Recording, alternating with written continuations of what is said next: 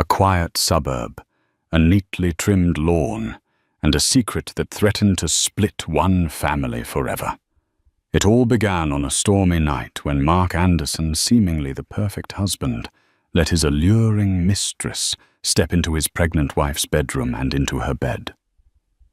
By the time dawn broke, flashing police lights flooded the driveway, and neighbors peered through windows in disbelief. No one could imagine how a once ordinary couple fell into such chaos. But within these walls lay hidden confessions, desperate betrayals, and heart-wrenching choices that would test loyalty, break trust, and leave everyone asking, how could it ever have come to this? Mark Anderson stared at the white picket fence in front of his modest suburban home on the outskirts of Denver, Colorado. The day was sunny, and a light breeze ruffled the neatly manicured lawn.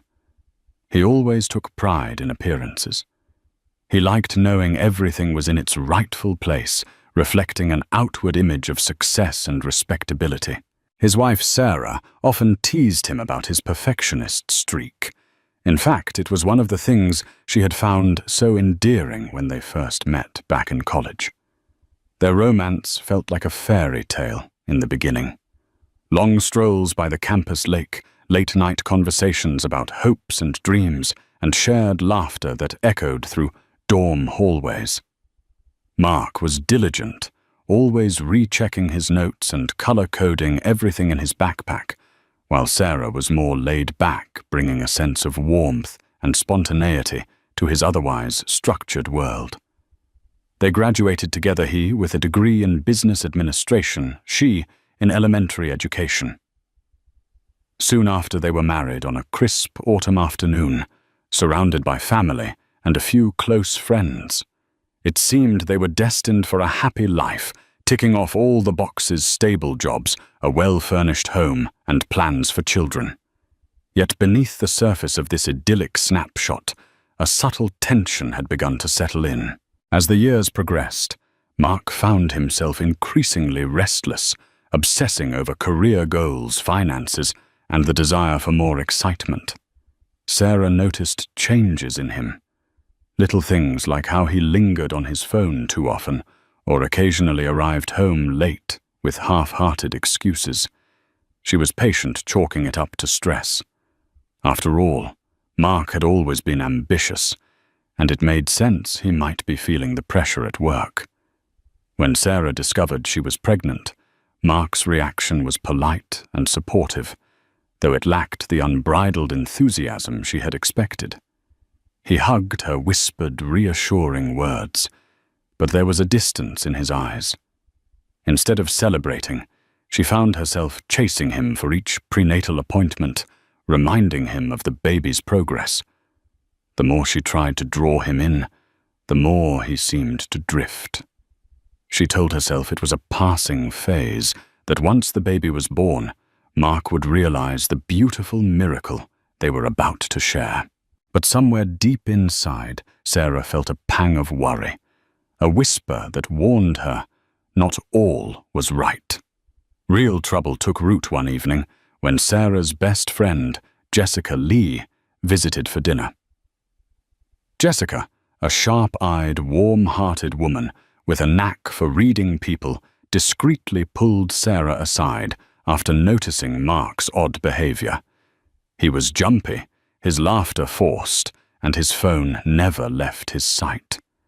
Jessica offered her concerns gently, but Sarah brushed them off, not wanting to believe that the man she'd built a life with might be hiding something.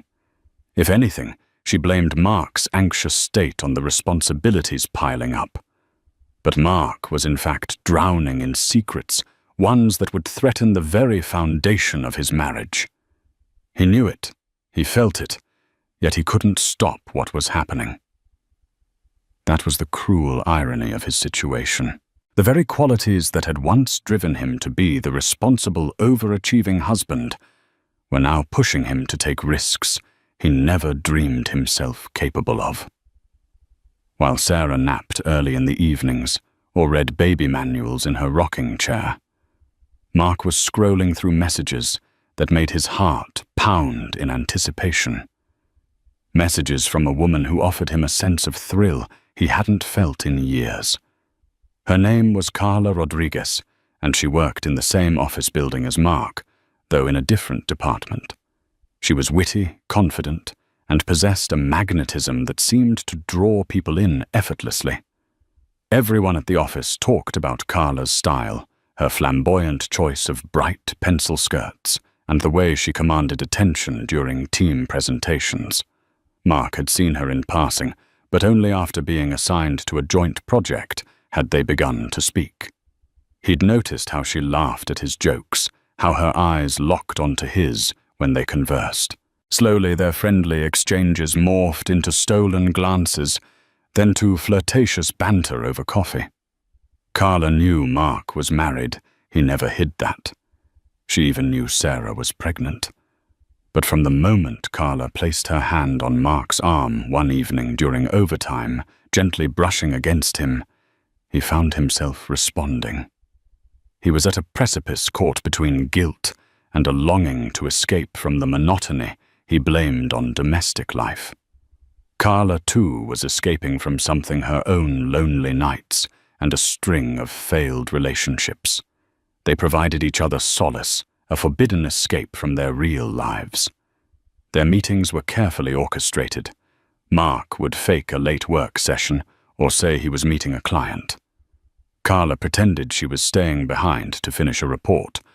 They found dark corners in parking lots, eventually renting cheap motel rooms on the outskirts of town. Each time, Mark was sure guilt would consume him, but it never quite did lust, and adrenaline overshadowed everything. But the affair came at a cost. Mark's finances, once neatly balanced, began to suffer under secretive dinners and gifts for Carla. He found himself withdrawing from Sarah's bank account without telling her, always with the silent reassurance that he'd make it up later. He also neglected small household tasks. Sarah, now 6 months pregnant, found herself climbing step stools to change light bulbs and dragging groceries into the house alone. The tension between husband and wife continued to escalate. Sarah was frustrated and exhausted, but she tried to remain understanding. She never fully admitted to herself that Mark's distance might signify an affair. After all, he'd been loyal and devoted all the years she had known him. It was impossible, unthinkable, to consider he would betray her in such a way, especially now that they were expecting a child. Instead, she believed he was going through a personal crisis, perhaps a fear of fatherhood. Sarah confided in Jessica about her suspicions and her desire to keep the marriage intact, no matter the challenges. Then Mark made a fateful choice one Friday night. While Sarah was away at her mother's house, he invited Carla to dinner at his own home. It was a step too far, and he knew it. But Carla had teased him, saying she wanted to see how he lived. That single curiosity overshadowed every warning bell in Mark's head. He assured himself it was just dinner, just a quick look at the house, and then she'd leave. But the moment Carla stepped through the door, wearing a midnight blue dress that clung to her figure, Mark knew they had crossed a line that could never be erased. Carla marveled at the photos on the mantel, wedding pictures, snapshots of Mark and Sarah at scenic spots around Colorado. Even the ultrasound image pinned on the refrigerator. Despite it all, Carla maintained an air of detachment, as though all these tokens of Mark's married life were mere props. Yet there was a glimmer in her eyes, something like envy. Perhaps a realization that Sarah's existence was painfully real and not just some story Mark told. But she said nothing, and Mark pretended not to notice the flicker of discomfort in his mistress's gaze. After dinner, Mark opened a bottle of wine. Carla drank, swirling the red liquid in her glass, leaning against the kitchen counter, with a playful grin. The tension in the air was palpable. Even Mark, consumed by his infatuation, felt the weight of what he was doing in that moment. If Sarah came home early, if a neighbor saw something, or if Jessica decided to drop by unannounced, everything would come crashing down. But Mark brushed aside the fear and let the night's temptations drown out any lingering decency he once had. By the time Carla left, it was nearly midnight, and Mark was too intoxicated to notice he'd left behind incriminating details. A wine-stained glass on the table, a faint whiff of Carla's perfume on the couch. He cleaned up most of it the next morning, but not everything could be erased. Sarah returned the next day to find Mark unusually jittery. He barely met her eyes when she mentioned her overnight trip, merely offering a distracted smile and a quick peck on her forehead before returning to his laptop. Not one to pry, Sarah decided to let him be. Over the next week, though, she noticed more oddities. A grocery receipt with items she hadn't purchased, a new brand of perfume lingering in the bathroom. Small tears in the living room curtains, as if someone had tugged them aside in haste. Her instincts told her something was off, but each time she tried to confront Mark, he feigned ignorance or brushed off her concerns as pregnancy hormones. Sarah, unwilling to ignite a confrontation, let it slide, though her intuition screamed that she needed to dig deeper. She wondered if she was being paranoid. Jessica urged her to keep her eyes open, but also encouraged her not to jump to conclusions. Sarah's mother, Linda, who was unaware of her son-in-law's changed behavior, simply advised Sarah to rest and not overthink. But the facade was growing thinner by the day. Mark's phone buzzed incessantly with messages he refused to open in Sarah's presence. He hid credit card bills and spent evenings out under vague explanations. Each lie stacked upon the next, forging a precarious tower that threatened to collapse with the slightest shift. By the 7th month of pregnancy, Sarah's frustration peaked. She confronted Mark one evening. When she asked him point blank if there was someone else, he scoffed, calling the very suggestion absurd. He even grew indignant, accusing Sarah of not trusting him after all these years. She apologized, tears stinging her eyes, and retreated to the bedroom with a knot of dread in her stomach. It was only after she heard him slamming cupboards in the kitchen that she realized how truly disconnected they had become. Meanwhile, Carla continued her pursuit of Mark, growing bolder.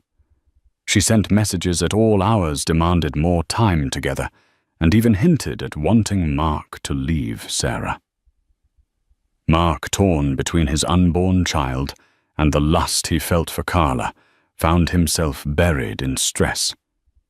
Some part of him, however dormant, still cared for Sarah. But he couldn't break off his entanglement with Carla either.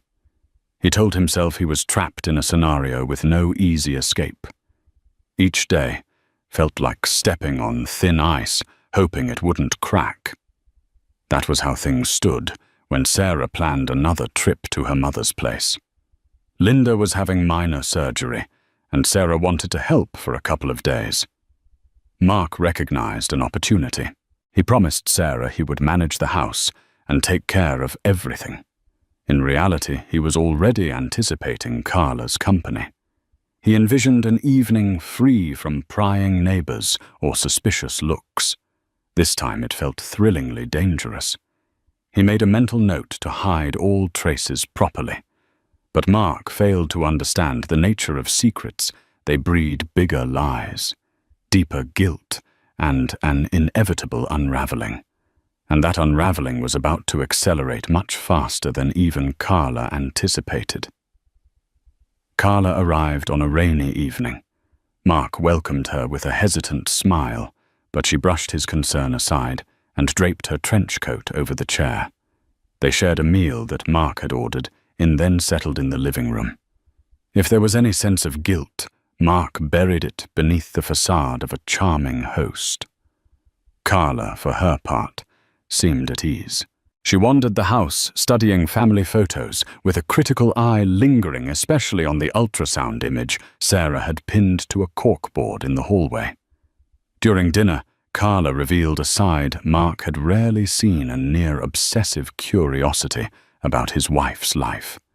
She asked about Sarah's routines, her profession, her due date. Mark tried to respond, vaguely uncomfortable with the direction of the conversation. Carla's eyes sparkled with a strange intensity when she heard that Sarah was in her 3rd trimester, as if calculating how to use this information for her own advantage. After dinner, Mark put away the plates and let Carla roam. She ended up in the master bedroom, admiring the pale blue walls and white curtains that Sarah had painstakingly chosen. The bed was neatly made, and a plush teddy bear, a gift from Sarah's friend Jessica, sat by the pillows. Carla ran her fingers along the comforter, a self-satisfied smirk tugging at her lips. "You're really living a double life, aren't you?" She teased, her tone somewhere between humor and contempt. A loving husband by day, a wild lover by night. Mark winced but mustered a forced grin. He closed the bedroom door behind him, as though trying to keep prying eyes away from the intimacy of this space. Standing next to Carla, he felt a wave of conflicting emotions: excitement, revulsion, guilt, and a strange relief that she was here at all. The evening unfolded slowly, each passing hour, an accumulation of unspoken tensions. Carla had carried an overnight bag with her, just in case, she'd said. Mark convinced himself she would leave before midnight, but as the clock approached 1 a.m., they were still tangled in conversation and half-empty wine glasses. The rainstorm outside battered the windows, making the prospect of driving home unappealing. Carla feigned helplessness. "I can't drive in this. Let me stay over." And with that, a line was crossed. Mark hesitated. Should he set her up in the guest room? Was that too blatant a sign of guilt? But Carla's cunning charm won.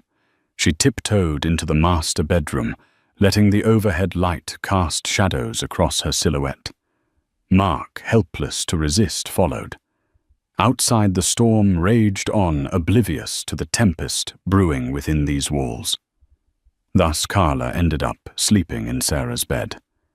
The place where a pregnant wife should have found comfort and rest was now occupied by the woman who had seduced her husband. Mark tossed and turned throughout the night, haunted by the gravity of his betrayal. In fleeting moments of lucidity, he almost leaped out of bed to make Carla leave. But each time he tried, Carla would pull him back with a whisper or a touch, and the swirling mixture of fear and desire imprisoned him. A part of Mark believed he might still keep everything hidden, that come sunrise Carla would slip away, and he'd erase all traces. Sarah wouldn't be back for another day. He had time to wash the sheets, tidy up the wine glasses, and stash away Carla's belongings. But fate had other plans. Plans that neither Mark nor Carla could have predicted. The next morning, a watery sun struggled to pierce the storm clouds. Mark stirred early groggy and disoriented. Carla was curled up on Sarah's side of the bed, her hair splayed across the pillow. He stared at the ceiling, heart pounding at the thought of all that needed to be done: cleaning, changing sheets, ensuring no neighbor had spotted Carla's car.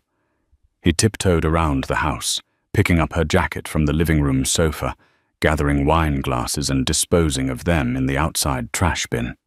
As he wrestled the trash can to the curb, Mark froze. At the far end of the block, a police cruiser crept around, the bend lights flashing, but sirens off. An immediate jolt of panic shot through his veins. Had something happened to Sarah? Did they come bearing tragic news? He looked around, scanning for any sign of an accident or trouble in the neighborhood.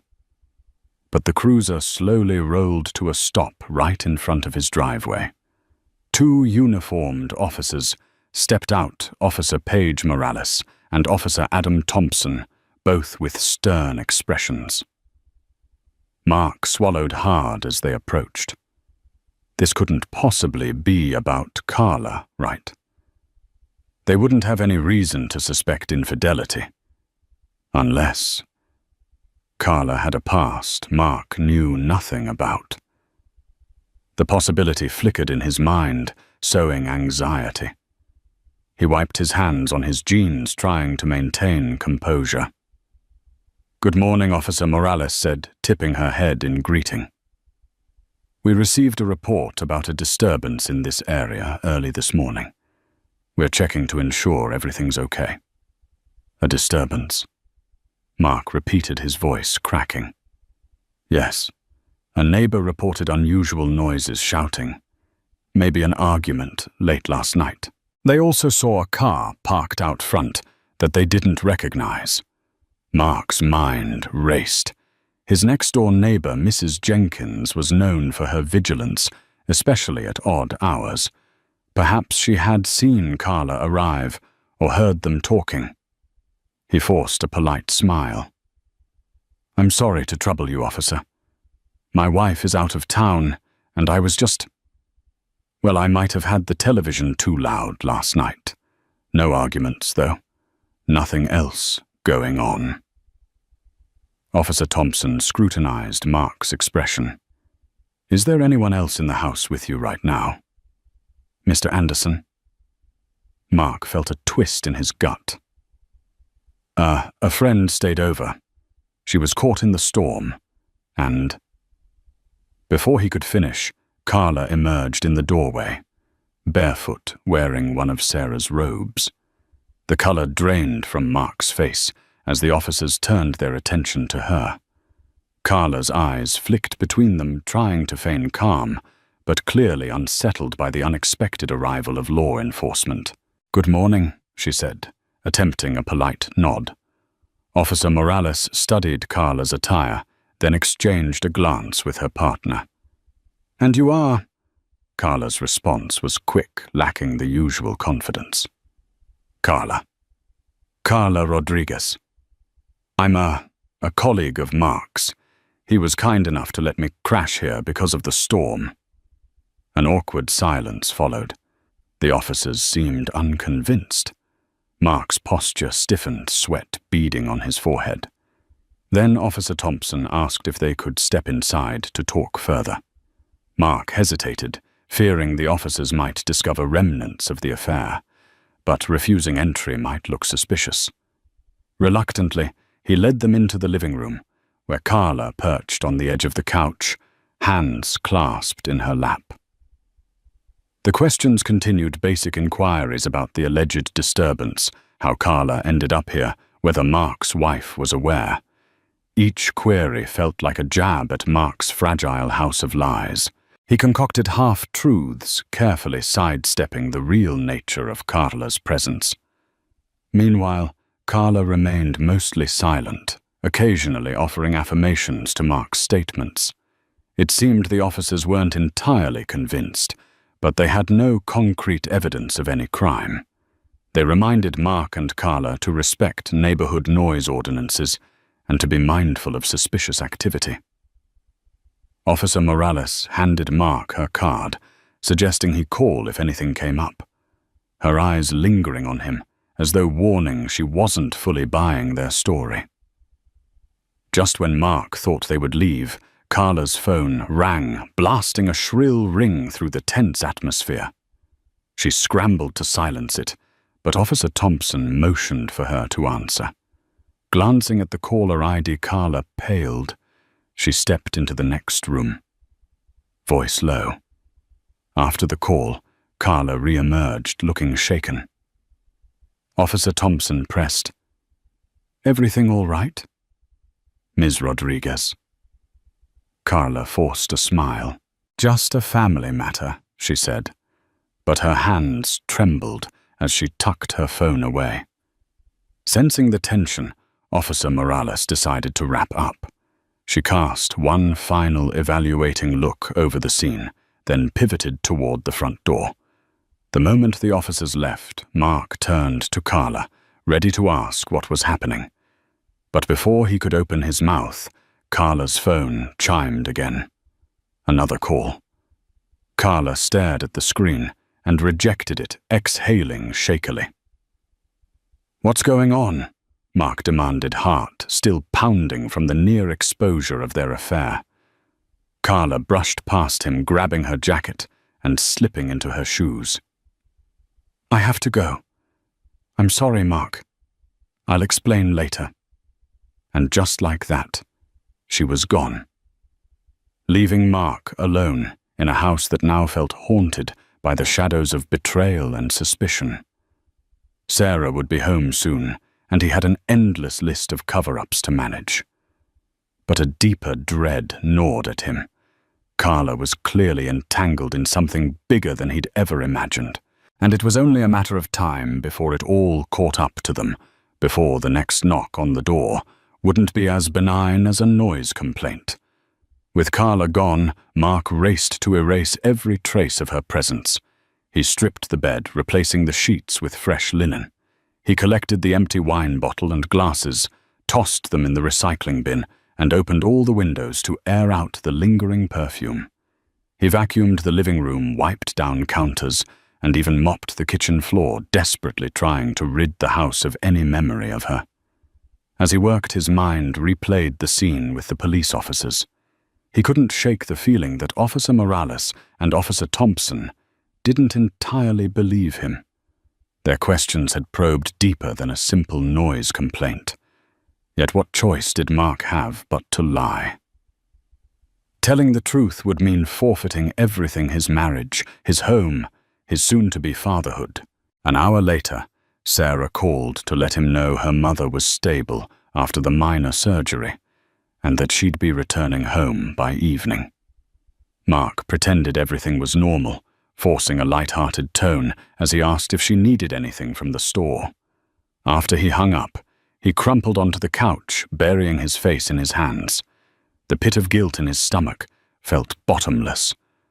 Was it worth it, this double life, for a fleeting affair that offered excitement but left him feeling hollow?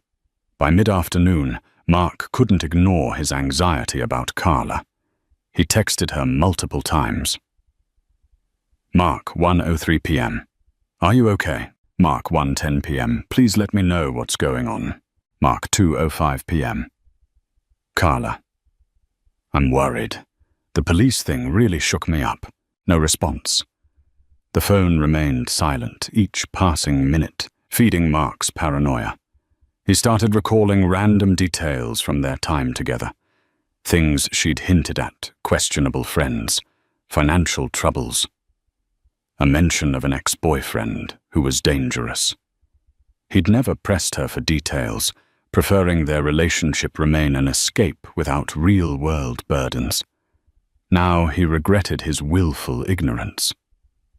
By 5 p.m., Mark heard the garage door open. Sarah was home.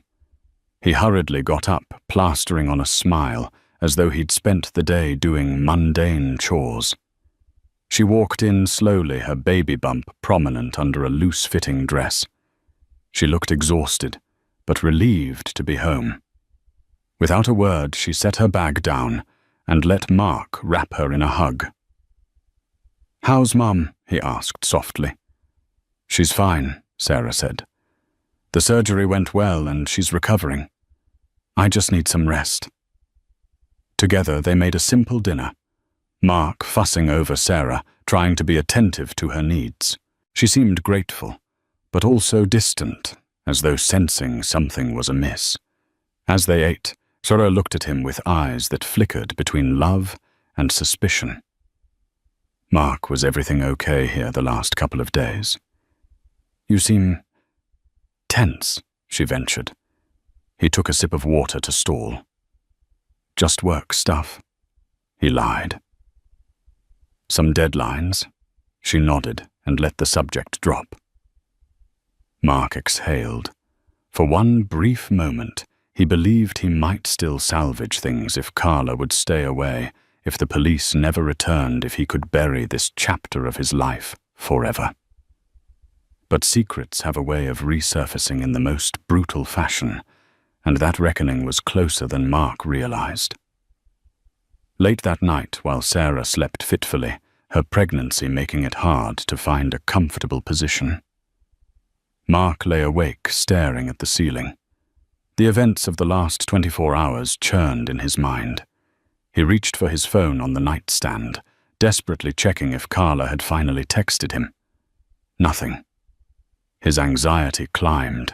In the dim glow of his bedside lamp, Mark scrolled through social media.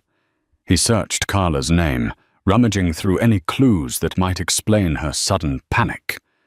He found her profile inactive, last updated weeks ago.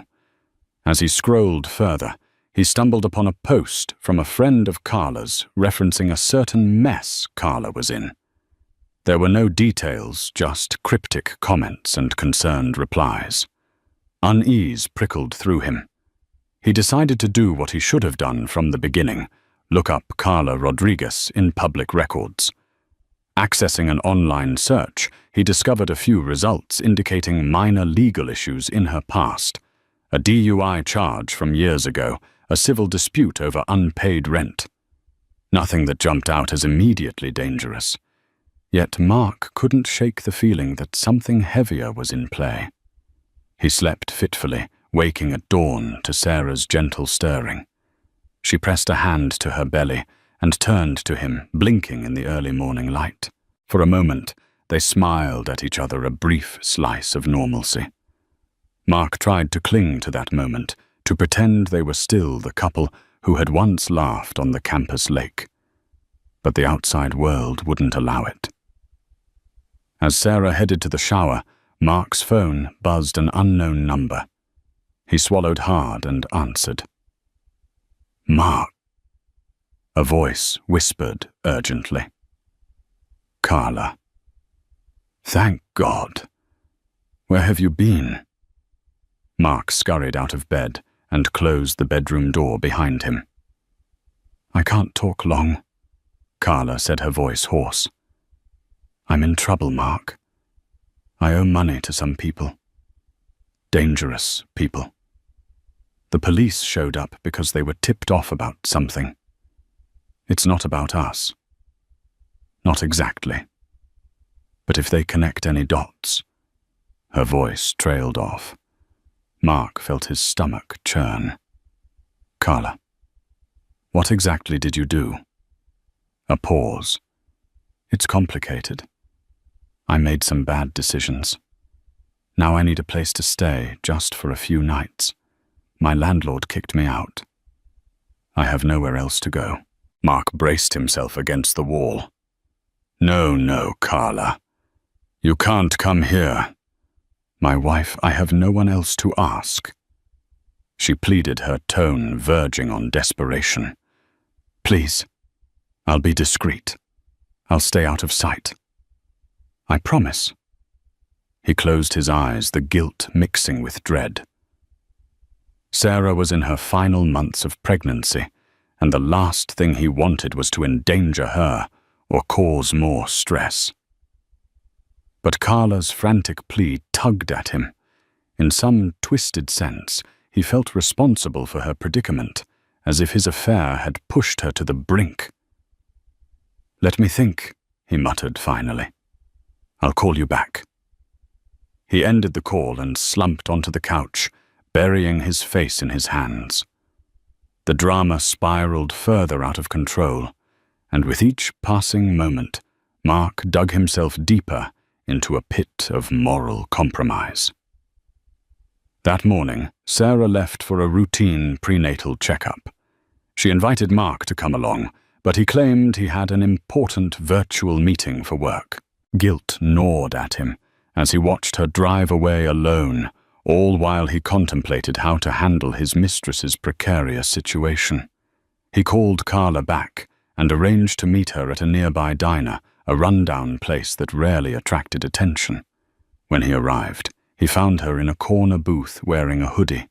sunglasses perched on her head, her face drawn and tired. She looked up at him with a mixture of relief and shame.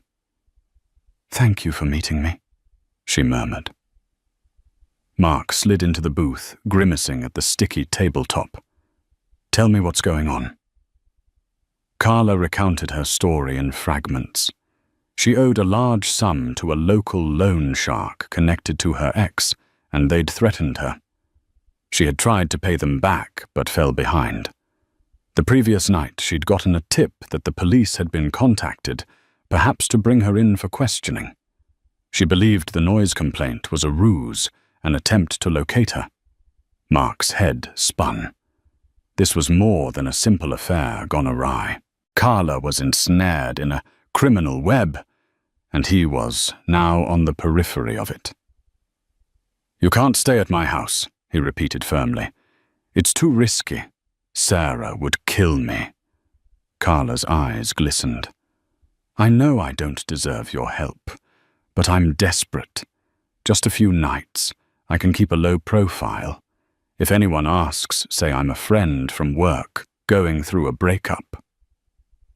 Mark thought of Sarah's growing suspicion, the near miss with the police, the unborn child who needed a stable home. Every logical fiber in his being screamed at him to cut Carla off. Yet he felt a twisted sense of responsibility. He'd let Carla into his life. He'd ignored every red flag. Now she was pleading for help, and part of him couldn't bear to leave her in danger. Against all better judgment, he agreed to house her in the guest room for a single night. Carla's eyes brightened with gratitude. Mark cursed himself silently, knowing he was only tightening the noose around his neck. That evening, Mark lied to Sarah again.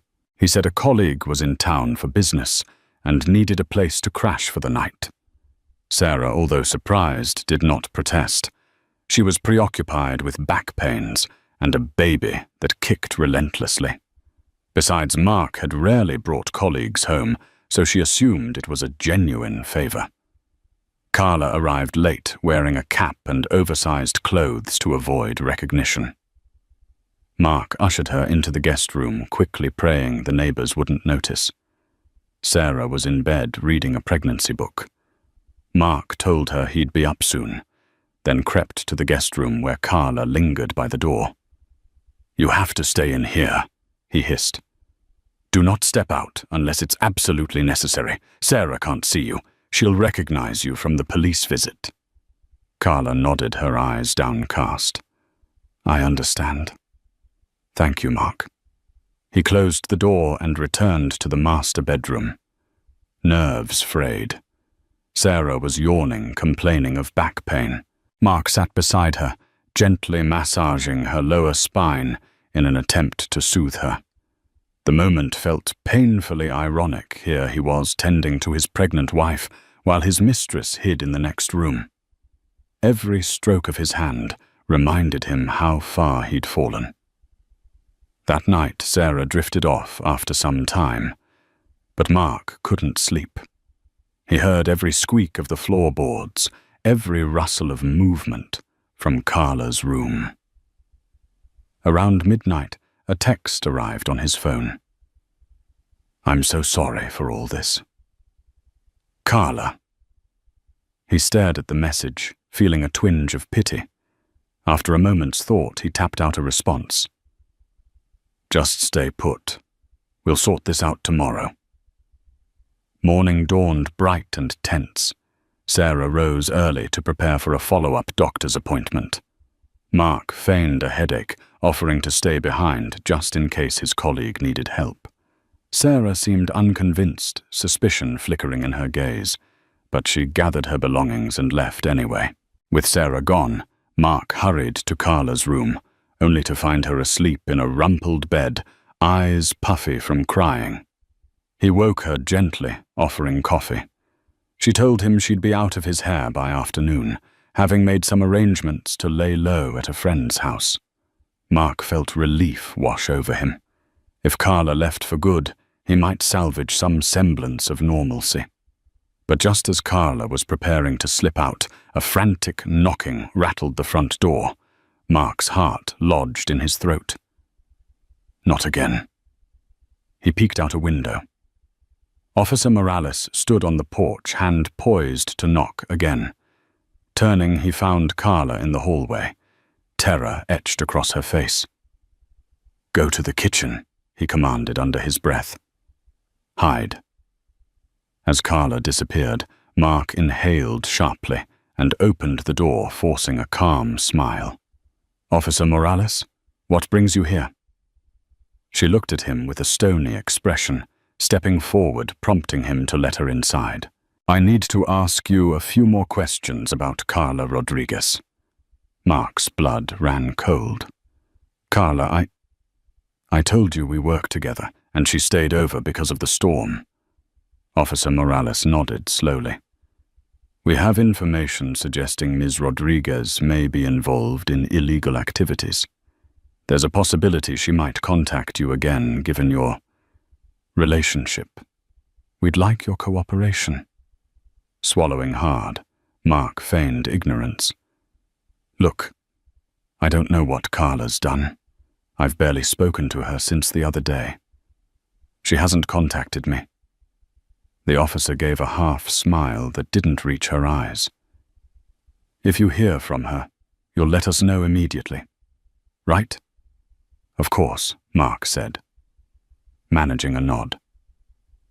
Officer Morales seemed unconvinced, but left her card again, instructing him to call if Carla showed up. As she walked out, she let her gaze linger in the foyer, as though sensing someone else's presence. Mark held his breath until she finally exited. Heart racing, he rushed back to the kitchen where Carla was crouched behind the island, eyes wide. "She's on to us," he muttered. "You need to go, right now." Carla stood, her face grim. She slung her bag over her shoulder. "I'll call a taxi." Neither said a word as they hurried to the back door. Carla paused momentarily, turning to Mark with tears brimming. "I'm sorry," she whispered, "for all of this. I never wanted to hurt you." Mark nodded, unable to find words. Then, without further ceremony, Carla rushed out the back, disappearing into the alley. Mark closed the door, exhaling a shaky breath. He could almost taste freedom, an escape from the swirling nightmare, if he could manage to keep the police at bay and Sarah unaware. But his relief was premature. For even as Carla vanished from sight, a car pulled into the driveway. Sarah was home early, carrying a bag of groceries. She spotted him at the back door, eyes narrowing with confusion. "Why are you standing there like that?" she asked, stepping into the kitchen. "Who was just here?" Mark's stomach twisted in knots. He searched for an excuse, stumbling over words. Nobody. I was just getting some air." Sarah glanced around suspiciously. "Why are you so jumpy, Mark?" He forced a smile that crumbled under Sarah's penetrating stare. Her gaze flicked to the back alley, the slight disarray of the kitchen, the traces of a second coffee mug on the counter. She wasn't naive. She knew him too well. And in that charged silence, Mark felt the final threads of his deceit unraveling. The confrontation Mark had dreaded finally erupted. Sarah demanded answers. Who was staying in the guest room? Why did she find a woman's hairbrush in the bathroom? Why was the police officer here? Each question hammered Mark's fragile composure. At first, he attempted to spin more lies, but Sarah's teary gaze and trembling voice shattered his defenses. Something in him finally broke. He confessed haltingly at first, then in a rush of words he couldn't control. He admitted to the affair, Carla's overnight stays, the police involvement. The only part he censored was Carla's criminal entanglements. He simply told Sarah that Carla was in trouble and the police had come around to question them. Sarah, stunned into silence, gripped the countertop as if to steady herself. Her face went pale, and her lips parted in disbelief. She said nothing for a long moment, then asked the question that terrified him. "Did you let her sleep? In our bed? In the bed where I've been sleeping while carrying your child?" Mark wanted to lie, but the weight of his sins was too great. He nodded, unable to meet her eyes. The noise that escaped Sarah's throat sounded like a wounded animal, a strangled cry of agony.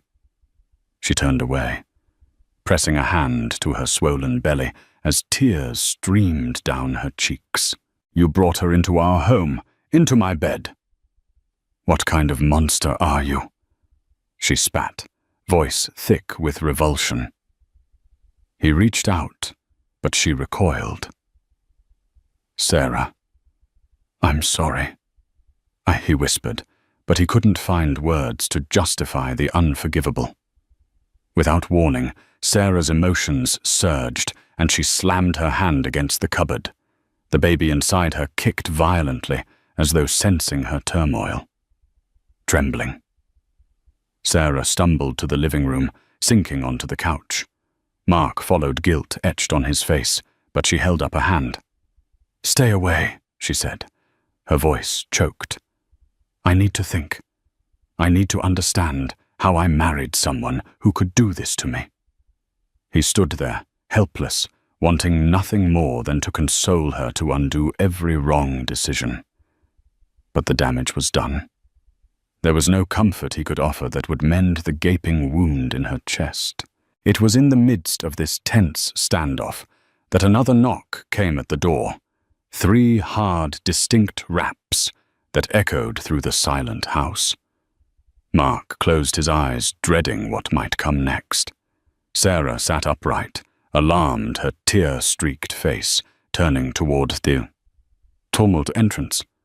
When Mark opened the door, Officer Morales and Officer Thompson stood there again, expressions grave. This time they weren't alone. A plain-clothes detective accompanied them, a badge clipped to his belt. Mark's heart dropped. "Mr. Anderson," the detective said, voice clipped. "May we come in?" Mark stepped aside, mind spinning. Sarah, rising from the couch, locked eyes with him, fear and betrayal mingling on her face. The detective introduced himself as Detective James Carter. "We've been investigating certain criminal activities involving Carla Rodriguez," Carter stated, flipping open a small notebook. "We have reason to believe she's been using associates, willing or otherwise, to conceal her whereabouts and possibly launder money. We have reason to believe you might have information." Mark's hands shook. I only knew she was in some sort of trouble. She said she owed money. That's all." Detective Carter nodded. "She's wanted for questioning related to fraud and conspiracy. We believe she's been leveraging personal relationships to hide assets. Are you aware of any large sums of money being transferred through your accounts, Mr. Anderson?" The question hit Mark like a blow to the gut. Instantly, he recalled the times he'd covered Carla's expenses, the secret transfers. At the time, he thought it was just gifts or petty cash. Had she used him for something bigger? No. Mark lied weakly, his voice faltering. "I mean, I gave her money for personal emergencies, but not large sums." The detective studied Mark's face. "Ms. Rodriguez was reported at this address yesterday. We have statements from a neighbor that a woman matching her description entered your home late at night. Is that correct?" Sarah's eyes turned accusatory. She glared at Mark, arms folded protectively over her belly. Mark caught between fear of legal repercussions and shame before his wife nodded slowly. She was here, but she left. Detective Carter flicked through his notes, then addressed Sarah directly.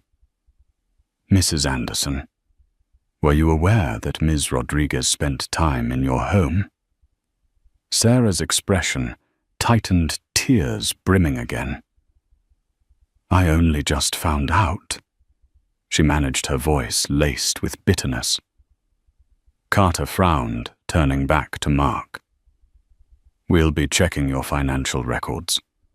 If we find any evidence that you assisted Ms. Rodriguez in illegal activities, you'll be charged as an accomplice. Terror seized Mark. This was far worse than a mere affair exposed. He could face criminal charges. In a panic, he exclaimed, I had no idea. She told me she was in trouble, but I didn't know about any illegal schemes. I was just trying to help. The detective let silence reign for a moment, before nodding to Officer Morales and Officer Thompson. Let's go, he said, handing Mark his card. If Ms. Rodriguez contacts you, call immediately, or there will be consequences. As they left, Sarah sank back onto the couch, trembling. Mark stood in the foyer, the detective's card clutched in his shaking hand. The reality of his actions closed in on him like a suffocating fog. He had betrayed his wife, endangered their child, and now potentially implicated himself in a criminal case. His once perfect life was in ruins, and he had only himself to blame. After the police left, silence descended in the living room. Sarah turned to Mark, tears shimmering in her eyes. He tried to approach, to place a reassuring hand on her shoulder, but she jerked away. I can't do this, Mark, she said. Voice hollow. You lied to me. You let her into our home. You risked our baby's safety. He felt the sting of her words, but any defense he tried to muster sounded weak. He could only say, I'm sorry so many times before it meant nothing. Sarah cradled her belly. I need space. I need to think about how we're going to move forward, if we even can. He wanted to beg for forgiveness, to promise he'd rectify everything. But how could he? The scars were too deep. Sarah rose shakily, gathering her purse and keys. Where are you going? Mark asked, panic welling up in him. To Jessica's, Sarah replied, I need someone I can trust right now. Mark nodded, knowing he had no right to stop her. He watched as she left the door, clicking softly behind her, a symbol of the distance that had grown between them.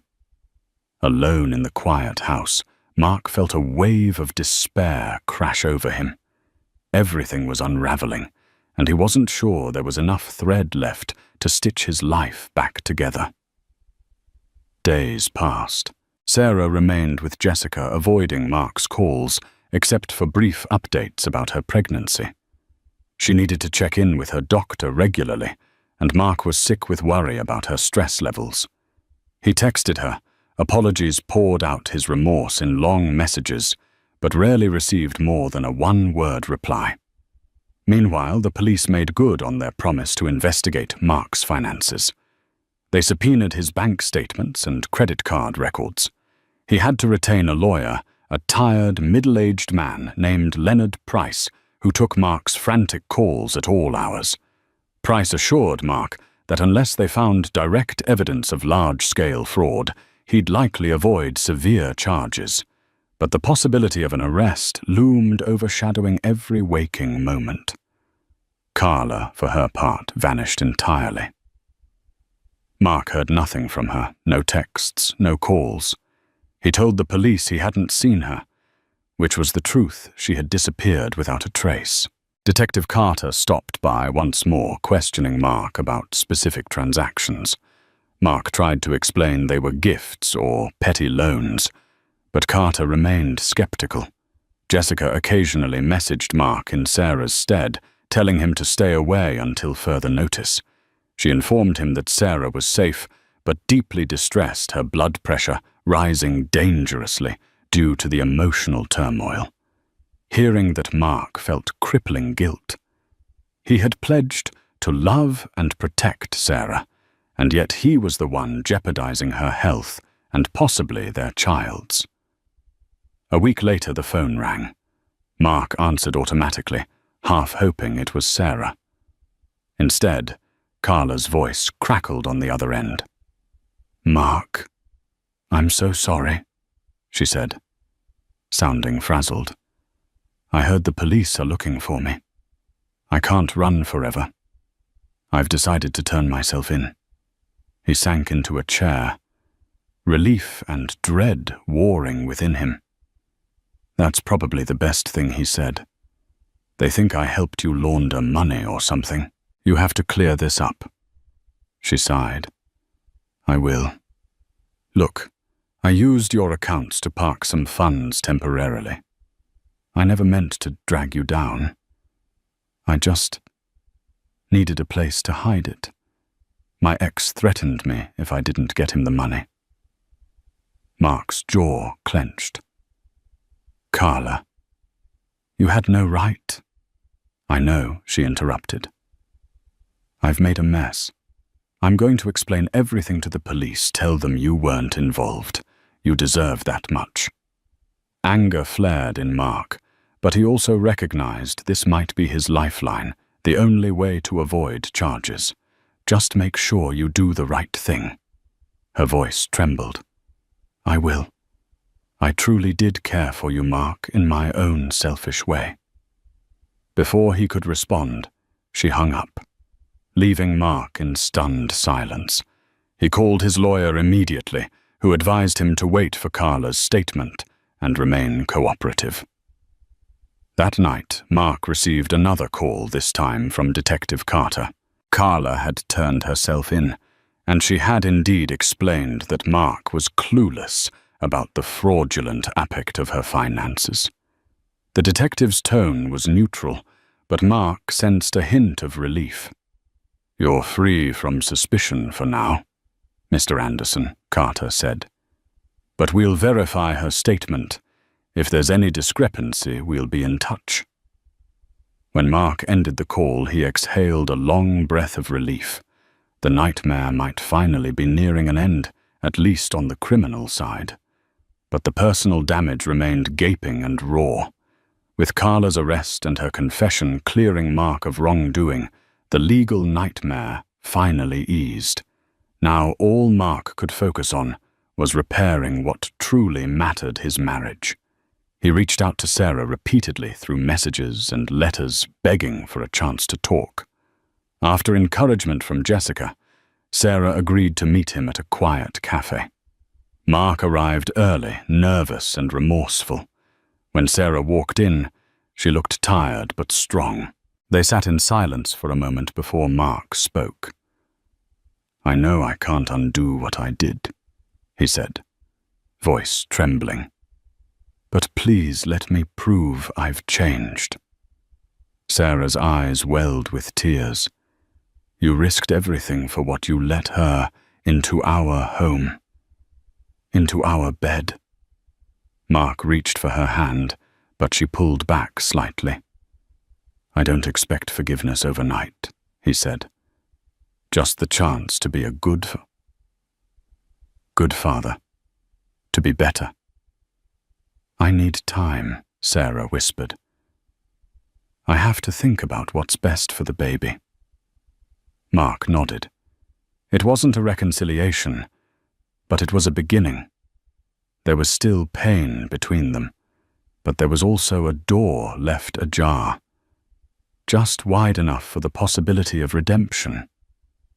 Mark moved into a small apartment, giving Sarah space while she stayed home preparing for the baby. He began therapy and parenting classes, determined to change. Jessica helped coordinate visits, and Sarah let Mark attend doctor appointments. At the ultrasound, they saw their daughter's face. Mark cried, overwhelmed. Sarah remained distant, but acknowledged his efforts. She appreciated his support, even if trust hadn't returned. Hints from Jessica suggested Sarah hadn't given up entirely. Still, the wounds ran deep. For now, they focused on the baby, unsure of what the future held. but both still holding on just a little. When Sarah went into early labor, she called Mark in panic. He rushed her to the hospital and never left her side. For 3 tense days he stayed by her bed, helping however he could. As Sarah rested, Mark silently vowed to earn back her trust. One night, she stirred and whispered, "I hate what you did, but I see you're trying." Mark held her hand gently. "I'll do whatever it takes." Her eyes softened. "We'll see." It wasn't forgiveness, but it was hope. And for Mark, that was everything. Back home, on bed rest, Sarah allowed Mark to help during the day, though he returned to his studio apartment at night. Their conversations grew more civil, focused on Emily's future. One afternoon, Sarah suggested counseling, not to save the marriage yet, but to learn how to co-parent. Mark agreed eagerly. Sessions with Dr. Christine Lee were raw and painful. Sarah voiced her heartbreak. Mark confronted his fears and guilt. It wasn't healing overnight, but it was a beginning. Each meeting chipped away at their distance, offering a small, flickering hope that maybe, just maybe, something could be rebuilt. At 9 months pregnant, Sarah went into labor. Mark was at her side through every contraction, with Jessica offering support. After hours of pain and anticipation, their daughter arrived, a healthy girl with a strong cry and a head full of dark hair. As Mark cradled Emily, Grace Anderson, tears streamed down his face. For a fleeting moment past, betrayals faded beneath the miracle of her birth. Sarah watched silently, eyes full of conflicting emotions. In that fragile peace, they shared an unspoken understanding. Mark devoted himself to fatherhood, staying up through night feedings, changing diapers, and caring for Sarah during recovery. Though still cautious, Sarah allowed him back into the home, but not her heart, not fully. The counselor advised they take things slow and focus on Emily's well-being. Carla's case concluded with her conviction. Mark was officially cleared, but the damage to his marriage endured. It took nearly a year of therapy and honest effort before Sarah was willing to try again. She laid out clear rules, complete transparency, shared accounts, no more secrets. Mark agreed without hesitation. They weren't the same couple as before, but in their brokenness, they found a way forward, anchored by love for their child and a hard-won trust. Roamed hope found its way back. Thank you for joining me on this roller coaster tale of betrayal, heartbreak, and the strenuous journey toward redemption. Life can twist us in unexpected ways, testing bonds and pushing us to the very edge of what we believe is possible. In Mark and Sarah's story, we're reminded that no matter how dark the night becomes, there's always a chance, however slim, for forgiveness, if we're willing to face our own failings and fight to make things right. Perhaps their story resonates with you, or someone you know, urging us all to recognize the fragility of trust and the power of second chances. If you found this story gripping and emotionally stirring, don't forget to like, share, and subscribe to this channel. Your support helps bring more dramatic, thought-provoking stories to life. Thank you again for watching, and until next time, stay tuned for more unforgettable tales. The sterile white walls of the courtroom seemed to press in, suffocating the very air. All eyes were on Julian Sterling, the handsome heir to a corporate empire, his face a mask of practiced grief. He spoke of his wife Amelia, painting her as an unstable, greedy woman trying to ruin him. He was the victim, he claimed. But across the room, Amelia cradled her swollen belly, the ghost of a handprint still stinging her cheek in her memory. They didn't know the truth. They didn't know about the slap, the mistress, the betrayal. They saw a broken woman.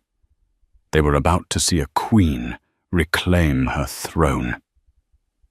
The apartment was a monument to minimalist wealth, a sterile paradise of glass steel and Italian marble perched high above the glittering skyline of downtown Bristol.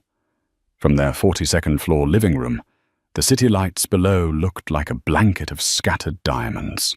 It was a view that cost more than most people earned in a lifetime. But for Amelia, it had become the backdrop to a profound and chilling loneliness. Her husband, Julian Sterling, was the architect of this life and the warden of her gilded cage.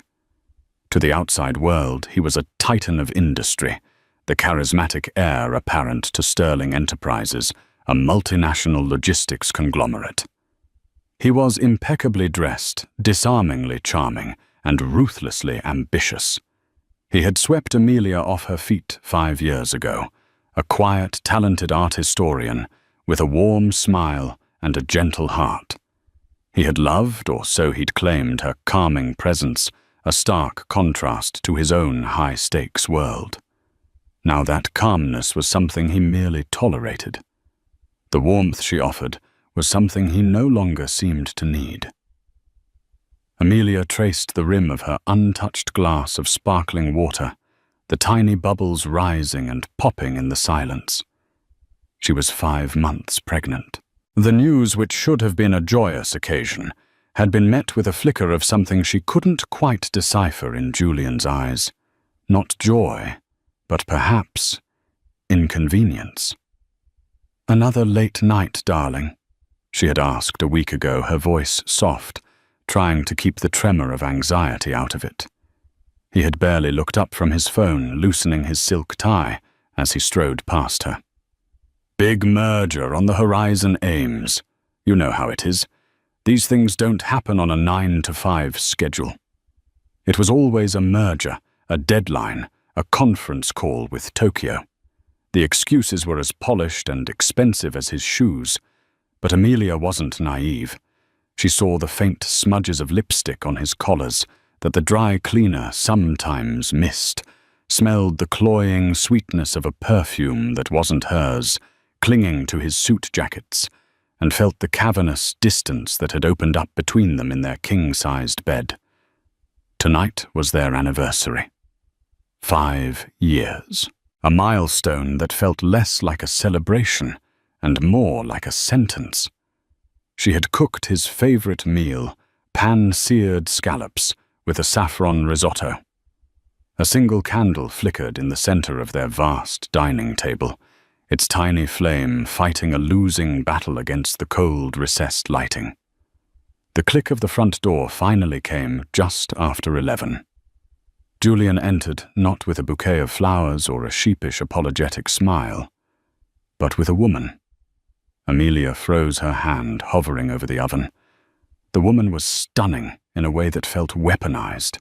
She had sharp, intelligent eyes, a mane of raven-black hair, and a crimson dress that seemed poured onto her statuesque frame.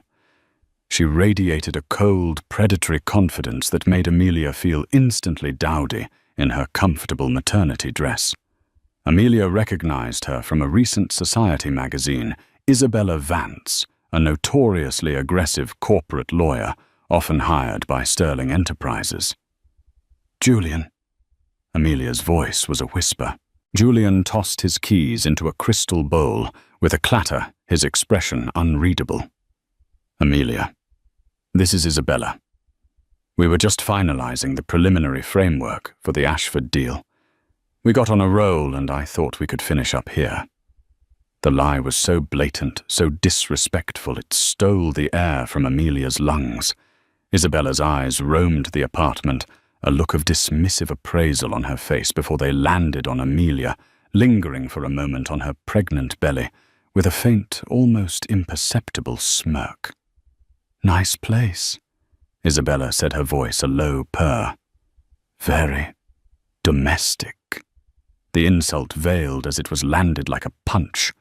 The word hung in the air, domestic, simple, unimportant. Everything Amelia had become. I made dinner," Amelia managed, gesturing towards the table. "For our anniversary." Julian finally had the decency to look uncomfortable. He ran a hand through his perfectly coiffed hair. "Right. Our anniversary. Look, Ames, this is just terrible timing. This Ashford deal is critical." "The deal couldn't wait until morning," Amelia asked, her voice gaining a fragile edge of strength. "For one night, Julian. For us, don't be so dramatic." He snapped, his patience wearing thin. Isabella stepped forward, placing a perfectly manicured hand on Julian's arm. It was a gesture of ownership, casual and confident. "Julian, darling, perhaps I should go. It seems your wife is feeling a bit emotional." She drew out the last word, loading it with condescension. The sight of that hand on her husband's arm, the possessive darling, the calculated jab at her pregnancy-fueled hormones, it was the final crack in the dam of Amelia's composure. "Get your hand off my husband," Amelia said, her voice low and shaking with a fury she didn't know she possessed. Isabella raised a perfectly sculpted eyebrow. "Excuse me." "You heard me," Amelia said, taking a step forward. "This is my home. You are not welcome here. Leave." Julian's face darkened. "Amelia, that's enough. You're making a scene. Apologize to Isabella." "Apologize?" Amelia laughed, a broken, incredulous sound. "You bring your colleague," she spat the word, "into our home on our anniversary, and you want me to apologize? Are you out of your mind?" "I said that's enough." Julian's voice boomed in the cavernous room. He moved to stand between the two women, positioning himself slightly in front of Isabella, a human shield. It was a choice, a clear and devastating declaration of allegiance. "You need to learn your place, Amelia," he said, his voice dropping to a menacing hiss. "My place," she shot back, tears finally welling in her eyes. "My place is as your wife, as the mother of your child." Isabella smirked behind Julian's shoulder. "Looks like the little wifey has claws after all." That was it, the final provocation. Blinded by tears and a tidal wave of betrayal, Amelia lunged not at Isabella, but at Julian. She didn't know what she intended to do. Push him, hit his chest, but her action was born of pure, unadulterated pain. She never made contact. Julian reacted with startling speed. His arm shot out, and the flat of his hand connected with her cheek. The sound was a sharp, ugly crack that echoed in the cathedral-like silence of the apartment. The force of it sent her stumbling backward. Her head snapped to the side, and a universe of stars exploded behind her eyes. The physical sting was immediate and searing, but it was nothing compared to the shock that paralyzed her entire body. He had hit her. Her husband, the man who had vowed to protect and cherish her, had slapped her. His pregnant wife. He had slapped her to protect his mistress. Time seemed to slow down.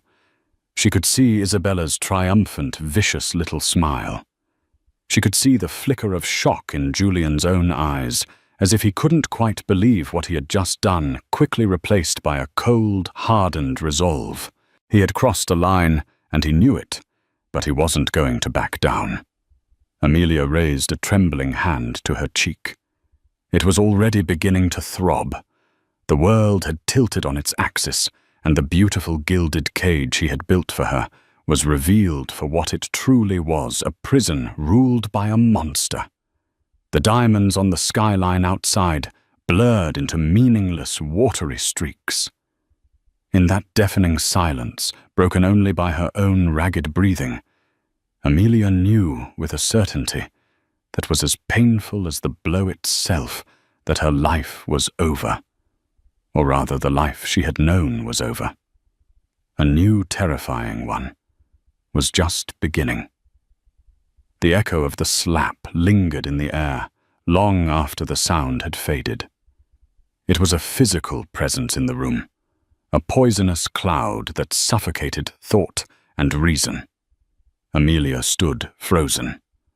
Her mind a maelstrom of white noise and a single repeating thought. He hit me. Julian stared at his own hand, then at her. His expression a volatile cocktail of anger and a sliver of regret that was quickly being consumed by defensiveness. He had to regain control of the situation, of her, of the narrative. "Now look what you made me do," he said, his voice a low growl. It was a classic deflection, a twist of the knife that laid the blame squarely at her feet. "You were hysterical. I had to calm you down." Isabella, ever the opportunist, seized the moment. "Julian, darling, she's clearly unwell. Perhaps we should leave her be." She moved towards the door, her walk a victory parade. "Call me tomorrow. We'll finish our work at the office." She cast one last contemptuous look at Amelia before slipping out the door, clicking shut with a funereal finality. They were alone. The silence that descended was heavier, more charged than before. "Ames?" Julian began, taking a tentative step towards her. He softened his voice the way one might with a frightened animal. "Listen to me. That was unacceptable. I know that. I lost my temper. You provoked me." The words barely registered. Amelia was looking at him, but she wasn't seeing the handsome, charming man she had married. She was seeing a stranger, a violent one. The veil had been ripped away, and the man underneath was ugly and terrifying. She took a step back, her hand still pressed to her cheek. The throbbing was a constant physical reminder of his betrayal. "Don't touch me," she whispered. The words were small, but they carried the weight of a decree. "Amelia, be reasonable," he said, his tone shifting to one of weary impatience. "It's late. We're both overwrought. Let's just go to bed and we can talk about this in the morning."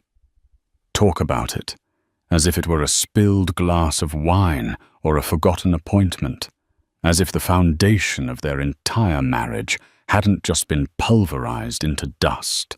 Without another word, Amelia turned and walked not towards their master bedroom, but towards the guest room at the far end of the sprawling apartment. She closed the door behind her, and with trembling fingers turned the lock. The click was the second most satisfying sound she had heard all night. She slid down the cool wood of the door until she was sitting on the floor, wrapping her arms around her pregnant belly in a fiercely protective gesture. The baby kicked a small, fluttering movement against her palm, as if sensing its mother's distress. And that's when the tears came. Not the hot, angry tears from before, but silent, grief-stricken sobs that racked her body. She cried for the man she thought she had married, for the future she had envisioned, for the love she now knew was a lie.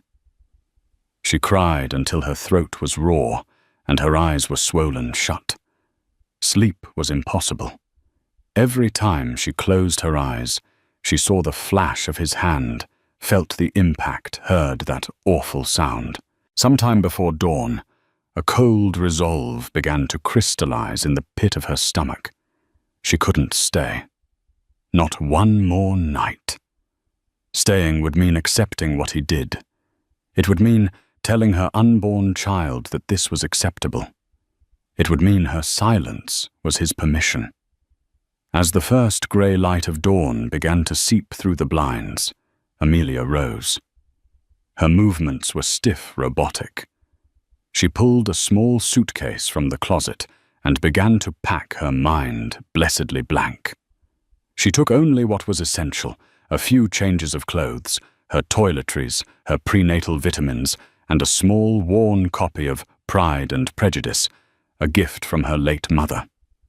She paused at her jewelry box filled with glittering gifts from Julian, trinkets from a life that was no longer hers. She closed the lid and left them.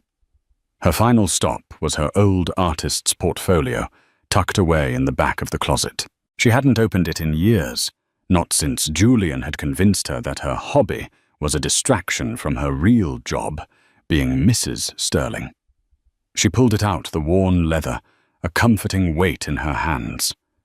She crept out of the room. The apartment was still. She could hear Julian's faint snores coming from their bedroom. The thought of him sleeping peacefully after what he'd done sent a fresh wave of revulsion through her. She left her wedding and engagement rings on the marble kitchen island, placing them directly on top of the untouched anniversary dinner she'd so lovingly prepared. Let him find them there. A perfect, glittering tombstone for their dead marriage. She slipped out of the apartment and didn't look back. The elevator's descent from the 42nd floor felt like a journey back to Earth from a false, cold heaven. Out on the street, the morning air was crisp and cool. The city was waking up, delivery trucks rumbling past, the smell of coffee and exhaust fumes in the air. It felt real, tangible in a way her life hadn't for a very long time. She hailed a cab, her voice hoarse, as she gave the driver the address. It was the only place she could think to go. An hour later, she was standing on the doorstep of a modest, cozy suburban house, the kind with a porch swing and overflowing flower pots. She rang the bell, and the door was opened by her older sister, Sophie. Sophie's cheerful morning smile vanished the moment she saw Amelia's face. She took in the swollen cheek now blooming with a faint purple bruise, the suitcase clutched in her white-knuckled grip, and the soul-deep exhaustion in her eyes. "Oh, Ames." Sophie breathed, her own eyes filling with tears. She didn't need to ask what had happened. She simply pulled her younger sister into a fierce, protective hug. Inside Sophie's warm, slightly cluttered kitchen, surrounded by the smell of brewing coffee and the comforting chaos of her sister's life, Amelia finally broke down completely. She told Sophie everything: the late nights, the perfume Isabella, the anniversary dinner, and the slap. Sophie listened, her expression hardening from sympathy to a cold, quiet rage. When Amelia was finished, her story punctuated by ragged sobs, Sophie placed a mug of chamomile tea into her trembling hands. "You're not going back, Amelia," she said. It wasn't a question. It was a command. "You and that baby are staying here. This is your home now. We'll figure everything else out. But you are not going back to him. Ever." Amelia looked at her sister, her anchor in this storm. For the first time since the world had shattered, she felt a tiny, fragile flicker of safety. She was broken, terrified, and facing an unknown future. But she wasn't alone. The gilded cage was gone, and she was free. But freedom, she was beginning to understand, was just the first step on a long, arduous, and terrifying road. The first few weeks at Sophie's were a blur of sleep tears and quiet contemplation. The cozy guest room, with its floral wallpaper and view of a sun-drenched garden, was a sanctuary. For the first time in years, Amelia didn't have to perform. She didn't have to dress for society dinners or smile vacantly at Julian's business associates. She could just be. Pregnant, heartbroken, and scared, but authentically herself. Julian predictably had tried to contact her. His initial texts were a cascade of feigned concern and veiled threats. "Amelia, where are you? This is childish. Come home. Our friends are asking questions. You're embarrassing me. If you don't come back, you will regret it. You have nothing without me." When she didn't respond, he called. Sophie answered the first time, her voice like ice. "She's safe, Julian, and she's not speaking to you. Get a lawyer." The call stopped after that, replaced by a single, chillingly formal email from a man named Arthur Thorne from the prestigious law firm Thorne and Associates, informing her that his client, Mr. Julian Sterling, would be filing for divorce. The grounds, he wrote, would be spousal abandonment and emotional instability. The words were a calculated cruelty designed to paint her as the villain. Amelia felt a surge of indignation, but it was quickly swamped by a wave of crushing despair. He was right about one thing. She had nothing. Her art history degree had gathered dust. Her savings were meager, a pittance compared to the Sterling fortune. She was pregnant, unemployed, and about to be embroiled in a divorce with a man who had unlimited resources to crush her. She and Sophie spent hours discussing options. Amelia could fight for alimony for child support, but Julian would drag it out, bleed her dry in legal fees, and slander her name in the process. The prospect was daunting, almost paralyzing. It was on a dreary Tuesday afternoon, about a month after she'd left, that the letter arrived. It wasn't addressed to Sophie's house, but had been forwarded from the Bristol apartment. The envelope was thick, expensive, cream-colored cardstock with a return address that made Amelia's breath catch in her throat. The estate of Beatrice Sterling. Beatrice Sterling was Julian's paternal grandmother, the formidable matriarch of the Sterling family. She was a woman carved from granite and diamonds who had inherited the family's modest shipping company in the 1960s and through sheer force of will and brilliant business acumen built it into the global behemoth of Sterling Enterprises. Julian was terrified of her. She had a gaze that could dissect a person's character in seconds, and she suffered no fools. Amelia had only met her a handful of times. The old woman was mostly reclusive, living on her vast historic estate in the countryside. But in their few brief conversations, Beatrice had looked at Amelia with a surprising kindness, an almost conspiratorial glint in her sharp grey eyes. "You have a spine, child," she'd once said, after Amelia had gently contradicted Julian on a point of art history. "Don't ever let him convince you otherwise." Her hands trembling. Amelia opened the letter.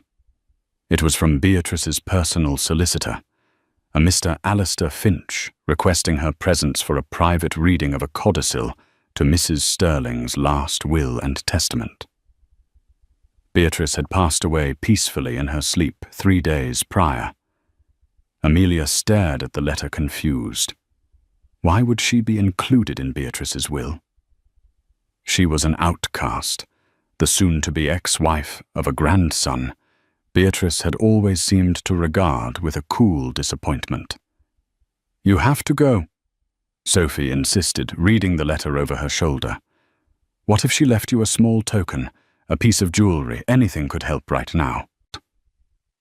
A week later, Amelia found herself walking up the gravel path to a stately old-world law office in the city's financial district. She wore her only nice maternity dress, feeling self-conscious and out of place. Mr. Finch was a kind, elderly gentleman with a shock of white hair and compassionate eyes. He greeted her warmly and led her into a book-lined office that smelled of old paper and leather.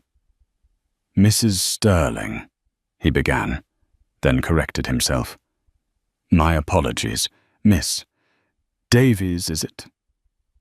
Or do you prefer Amelia?" "Amelia is fine," she said softly. "Amelia." He nodded. "Thank you for coming on such short notice. I know this must be a confusing time. Beatrice was a very particular woman. She knew her own mind, and she was an impeccable judge of character. He retrieved a sealed envelope from a locked drawer in his mahogany desk. Beatrice amended her will just 2 months ago. She was very specific that this particular codicil be read to you, and you alone, before the main will is read to the rest of the family next week. He broke the wax seal and unfolded the document, clearing his throat, before he began to read. The legal language was dense, but the gist of it slowly began to dawn on Amelia, piece by unbelievable piece. Beatrice Sterling, in her infinite and inscrutable wisdom, had established a blind trust years ago. Into this trust she had quietly funneled a significant portion of her personal non-corporate assets. Blue-chip stocks, real estate holdings in London and Geneva, a considerable art collection, and a vast portfolio of liquid assets. It was a fortune entirely separate from Sterling Enterprises, a secret nest egg unknown to the rest of her family, including Julian. The codicil was simple and direct. The sole beneficiary of this trust upon Beatrice's death was to be Amelia Davies. Amelia's mind went blank. The room seemed to tilt. I don't understand," she stammered. "Why?" Mr. Finch smiled gently. "Beatrice didn't just leave you a document, my dear. She also left you a letter." He handed her a second, smaller envelope, this one in Beatrice's spidery, elegant handwriting. Amelia's fingers shook as she opened it. "My dearest Amelia, if you are reading this, then I am gone, and I trust Alistair has explained the situation. I imagine you are quite shocked. Do not be.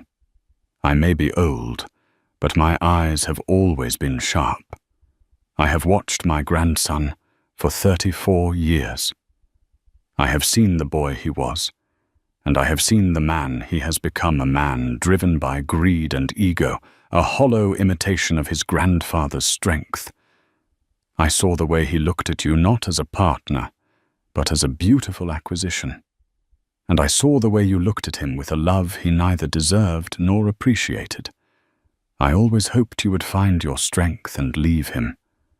I suspect that by now you have. He will have hurt you. Men like Julian always do. They cannot stand the light in others, because it exposes their own darkness. This money is not a gift, Amelia. It is ammunition. It is a shield. It is your independence. He will try to take everything from you in the divorce. He will try to paint you as a mad woman, a gold digger. He will try to crush you. Do not let him. Use this to fight. Use this to build a life for yourself and for my great-grandchild, the only sterling legacy I have any faith in. You have a spine, child. I told you that once. Now is the time to use it. Make him regret the day he ever underestimated you. With deepest affection, Beatrice.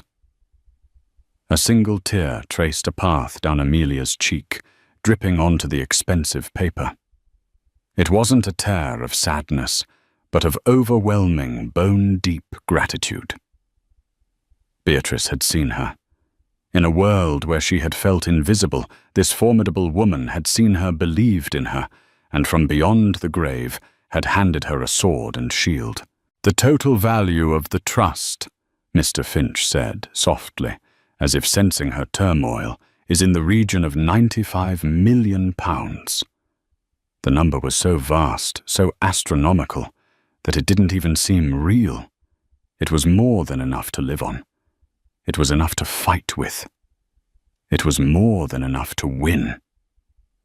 Amelia looked up from the letter, her eyes no longer filled with fear, but with a new hard light. A faint glimmer of hope had just become a blazing sun. Julian thought she was a broken, penniless victim. He was about to find out just how wrong he was. The game had changed, and Amelia was finally ready to play. The 3 months that followed were a period of radical transformation for Amelia. The initial shock of her inheritance gave way to a quiet, focused determination. Beatrice's letter became her mantra, her declaration of independence. She read it every morning, drawing strength from the old woman's fierce belief in her. Her first act was to move out of Sophie's guest room. While she was eternally grateful for her sister's sanctuary, she needed her own space to think, to plan, and to grow. With Mr. Finch's assistance, she leased a discreet but elegant townhouse in a quiet, leafy suburb, miles away from the cold glass tower she once called home. It had a small garden in the back and a large sunlit room that she immediately designated as a nursery, and for now her personal studio. Her second act was to hire the best legal counsel money could buy. She didn't go to a flashy high-profile firm that would attract media attention. Instead, on Mr. Finch's recommendation, she secured the services of Catherine Davies, a brilliant and notoriously tenacious family law solicitor, known for her razor-sharp intellect and her unwavering dedication to her clients. Ms. Davies was a woman in her 50s, with salt and pepper hair pulled into a severe bun, and eyes that missed nothing. In their first meeting, Amelia laid out the entire story, leaving out no detail from Julian's growing coldness to the final violent confrontation with Isabella. She presented the divorce papers filed by Julian's lawyer, Arthur Thorne, which painted her as an unstable gold digger. Ms. Davies listened without interruption, her expression unreadable. When Amelia was finished, the lawyer leaned back in her chair. "Mr. Thorne is a formidable opponent," she said, her voice calm and measured. "He plays dirty. His strategy will be to assassinate your character, to make you seem so unreasonable that any judge would dismiss your claims. Julian Sterling has the family name, the money, the power. In the court of public opinion, you are already at a disadvantage." "I know," Amelia said, her voice steady. "But he doesn't know about my changed circumstances." She slid a summary of the trust prepared by Mr. Finch across the polished table mist. Davies picked it up, her eyebrows rising slightly as she scanned the figures. A slow, thin smile touched her lips. "I see," she said. "This is no longer a divorce case, Amelia. This is a corporate takeover enacted through family law. This changes everything." The strategy they devised was one of meticulous preparation and absolute secrecy. The existence of the inheritance was to be their trump card, their ace in the hole to be played only at the most opportune moment in court. In the meantime, they would let Julian and his lawyer believe they were fighting a frightened, penniless woman. Ms. Davies filed a countersuit. She didn't contest the divorce, but she aggressively challenged the grounds. Her filing cited Julian's adultery, and to Julian's shock and fury, extreme cruelty, requesting a restraining order that legally barred him from contacting Amelia directly. The battle lines were drawn. While the lawyers exchanged venomous letters, Amelia focused on rebuilding herself. She started by unearthing the woman she had been before Julian Sterling had remolded her into his perfect passive wife. She enrolled in business and finance courses online, determined to understand the intricacies of the fortune Beatrice had left her.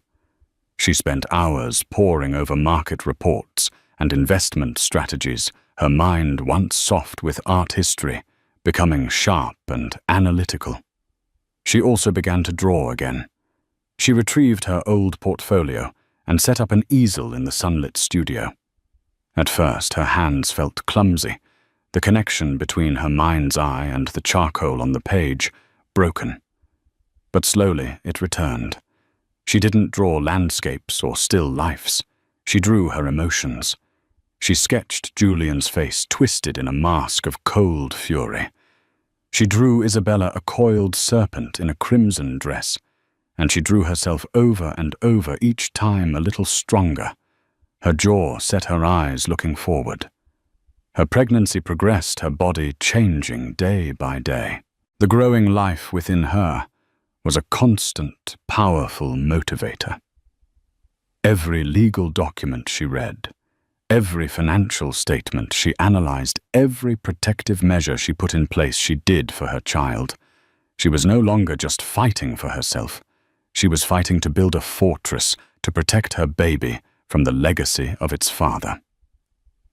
Meanwhile, Julian was living a life of arrogant self-assurance. With Beatrice gone, he felt untouchable. He had successfully petitioned the board to be named interim CEO of Sterling Enterprises, a position he was confident would become permanent.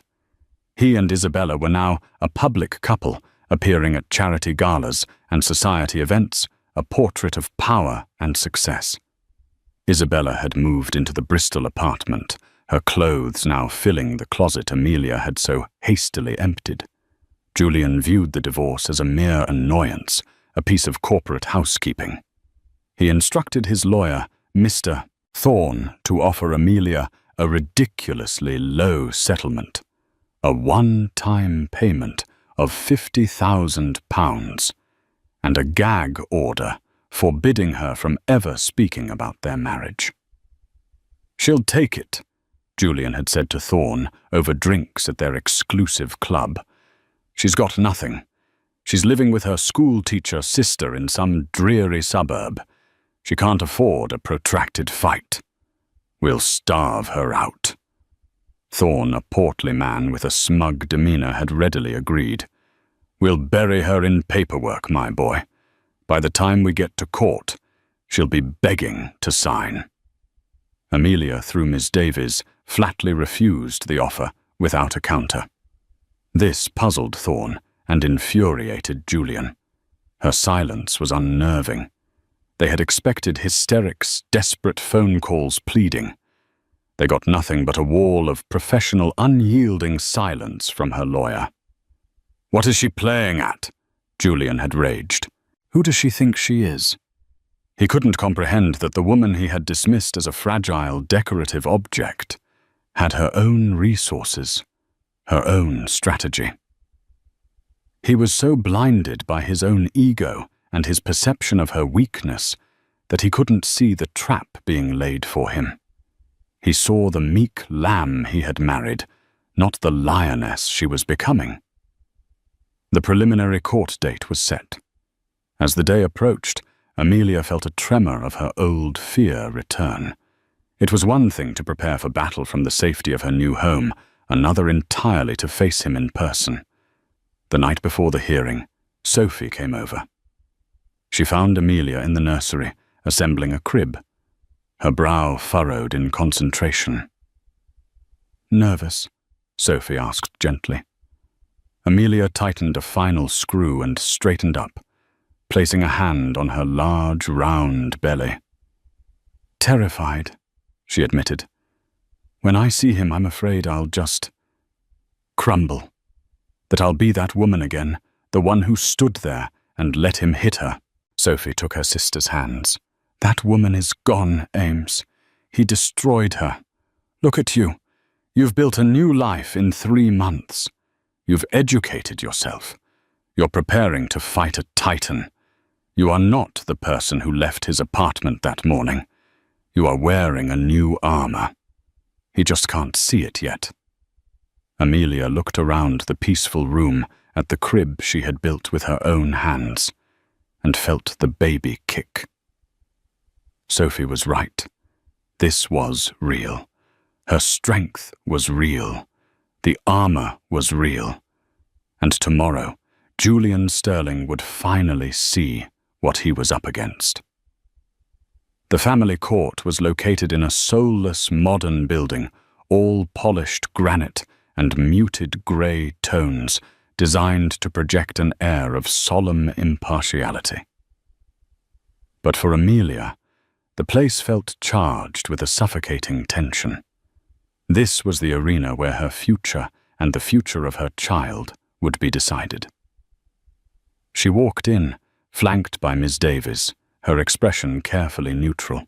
She had chosen her outfit with deliberation, a simple dark blue maternity dress that was professional and modest. It was her armor, as Sophie had called it. She ignored the whispers from the handful of journalists gathered outside their presence, undoubtedly tipped off by Julian's PR team. Julian was already there, holding court with his lawyer Arthur Thorne. He looked every bit the powerful CEO, dressed in a bespoke suit that probably cost more than Amelia's first car. He caught her eye across the crowded waiting area and gave her a look of pure condescension, a slight smirk playing on his lips as his gaze swept over her pregnant form. It was a look that said, "You are nothing without me." Isabella was not present. Thorne had likely advised that her presence would be inflammatory. Inside the courtroom, the atmosphere was even more sterile. The judge, a woman named Annette Morrison, with a reputation for being sharp and fair, entered and the proceedings began. Arthur Thorne spoke first. His voice was smooth and sonorous, filling the room with an air of practiced authority. He began by painting a picture of Julian as a dedicated, hard-working husband, burdened by the immense pressures of running a global empire, who had been tragically betrayed by an emotionally volatile and demanding wife. "Mr. Sterling, by his own admission, is not a perfect man," Thorne said, pacing slowly before the judge. "He works long hours. His mind is often preoccupied with the livelihoods of the thousands of employees at Sterling Enterprises. Perhaps he was not always as emotionally available as his wife would have liked." He gestured towards Amelia. But what he was met with was not understanding but constant suspicion and jealousy, accusations, hysteria. It culminated on the night of their 5th anniversary, when Mrs. Sterling, in a fit of baseless rage, physically assaulted my client. A low gasp went through the small public gallery. Amelia felt her blood run cold. He was twisting the story, turning her desperate, pained lunge into a premeditated attack. "My client," Thorne continued, his voice dripping with faux sympathy, "merely raised his hands to defend himself from her flailing attack. If his hand made contact with her face, it was purely accidental, a reflexive action to protect himself. And what was Mrs. Sterling's response to this unfortunate incident? She abandoned the marital home. She cut off all contact, refusing even to tell her worried husband where she was. She has shown herself to be unstable, erratic, and vindictive." He then moved on to the finances, presenting Julian's version of their assets. He portrayed Amelia as having contributed nothing to the marital wealth, a dependent who had enjoyed a life of extreme luxury, thanks solely to Julian's hard work. "And now," Thorne boomed, his voice rising in righteous indignation, "she comes to this court with outrageous demands. She seeks to punish Mr. Sterling for her own instability. She is not seeking a fair settlement. She is seeking a lottery win. It is a clear and transparent case of greed, a classic gold digger, Your Honor." He sat down, looking smugly satisfied. The narrative was set. Julian was the long-suffering victim, and Amelia was the unhinged, greedy villain. Amelia could feel the weight of the judge's gaze on her, assessing, questioning. She kept her eyes fixed forward, her hands clasped tightly over her baby bump, trying to control her breathing. Every word Thorne had spoken was a lie, a distortion, a poisoned dart. And it was working. She could feel the atmosphere in the room shifting against her. Then it was Miss Davies's turn. She rose, not with Thorne's theatricality, but with a quiet, steely composure. "Your Honor," she began, her voice crisp and clear. "Mr. Thorne has painted a very compelling piece of fiction. I am here today to present the facts." She started by methodically dismantling the character assassination. She produced phone records showing dozens of unanswered calls and texts from Amelia to Julian, in the months leading up to their separation, evidence of her attempts to communicate, not his. She presented a sworn affidavit from the couple's former housekeeper, who testified to Julian's increasingly frequent late-night returns and his cold, dismissive treatment of his wife. "Mr. Thorne claims my client is unstable," Ms. Davies said, her voice sharp. "I would argue that any woman who discovers her husband is engaged in a long-term affair might be expected to show some emotional distress. The colleague my client's husband brought home on their anniversary was in fact his mistress, Ms. Isabella Vance, a woman with whom he is now in a public relationship." She slid a file of photographs across to the Clark tabloid pictures of Julian and Isabella at recent events, looking very much like a couple. A flicker of annoyance crossed Judge Morrison's face as she looked at them. Ms. Davies then addressed the night of the slap. "Mr. Thorne describes a flailing attack. What he fails to mention is that my client is 5 months pregnant. He describes my client's departure as abandonment. I would describe it as fleeing a situation that had become not just emotionally but physically abusive." Julian shifted uncomfortably in his seat. Thorne whispered something to him, but Julian waved him away, his jaw tight with anger. "As for the finances," Ms. Davies continued, "Mr. Thorne is correct that my client put her career on hold to support her husband. She managed their homes, organized the social events crucial to his career, and was preparing to be the mother of his heir. A role, I might add, that the Sterling family has historically valued very highly." Despite Ms. Davies's sharp rebuttal, Amelia could sense they were only holding their ground, not gaining it. Thorne's initial portrayal of her had been powerful. The narrative of the scorned, hysterical wife was an old and sadly effective one. The judge looked thoughtful but not yet convinced. They needed something more. They needed to shatter the image of Julian as the untouchable provider and Amelia as the desperate dependent. Thorne, sensing he still had the upper hand, rose for his final remarks for the day. "Your Honor, this is all smoke and mirrors. The fact remains that Mrs. Sterling, or Miss Davies, as she now prefers, has no resources of her own. She is entirely dependent on the court's charity and her husband's generosity, a generosity she has repaid with slander and vitriol. We ask that you dismiss her outlandish claims and proceed on the grounds we have filed." He sat down, a triumphant smirk on his face. The day was ending, and he believed he had won. He had framed the entire conflict around money and Amelia's supposed lack of it. It was the central pillar of his argument. She was desperate, and therefore, she was lying. Judge Morrison looked from Thorne to Ms. Davies. "Do you have anything further for today, Ms. Davies?" Amelia held her breath. She looked at her lawyer, who met her gaze with a look of calm resolve. Ms. Davies had one more card to play for the day, a small one.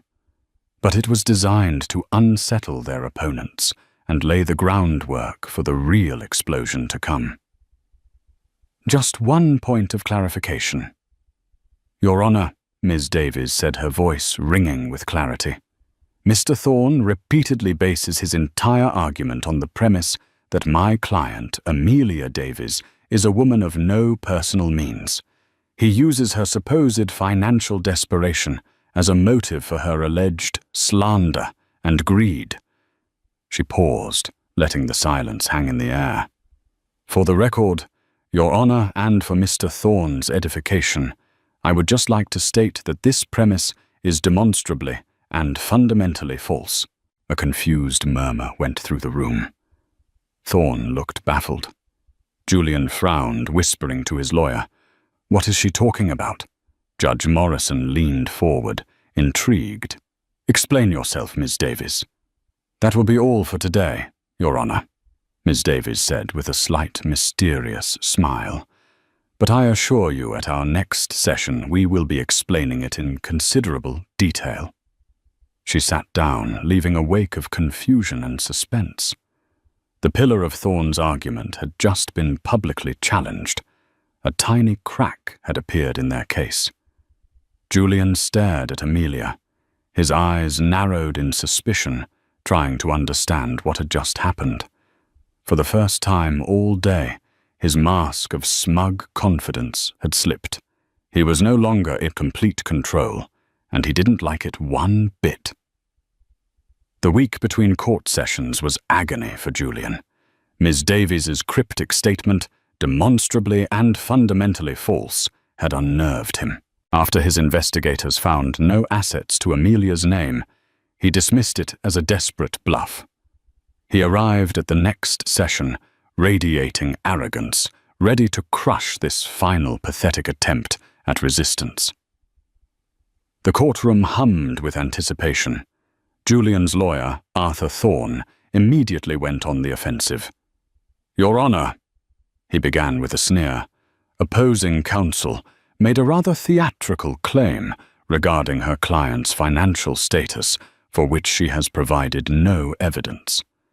"We ask that she either substantiate this fantasy or withdraw it." Judge Morrison turned her sharp gaze to Ms. Davies. "The floor is yours, counsel. The court is waiting." Ms. Davies rose with quiet confidence, placing a heavy leather briefcase on her table. "I have no intention of withdrawing my statement, Your Honor.